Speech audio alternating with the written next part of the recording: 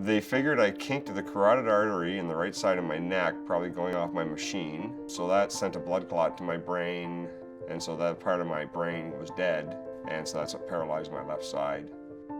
My accident happened March 10th, 1990. I was at my brother's cottage with my dad and my brother. It was for my brother's birthday, actually.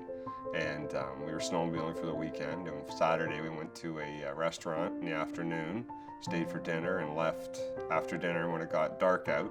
The fog became really bad and we couldn't see. And my dad was ahead of me and he stopped to wait for us and turned his snowmobile off, which turned the light off.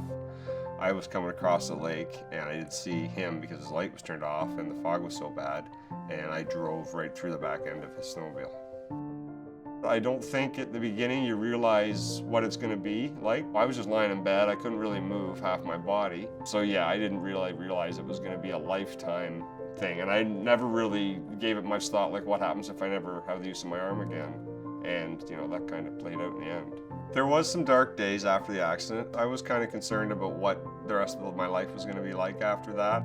It was months after that somebody told my parents, you should have a lawyer. My dad got some free legal advice. They said, no, your son doesn't have a case. Then I had another lawyer after that said, yeah, you do have a case, but he passed away. And then I got Roger Oatley, and things kind of skyrocketed from there. At that point, when Roger got involved in my life, I think I realized that I certainly wasn't going to go back to my old job, and retraining for new jobs, and that would be really difficult, especially with only the use of one hand, and other issues I have. So yeah, I realized then that I needed some compensation somewhere so I could at least, you know, enjoy life again and get on with it. It was great because there's a team of lawyers, so it's not just one lawyer, so there's a lot of people working on your case, and you never were left wondering what was happening with your case. You always knew exactly where you stood, so it was a good experience.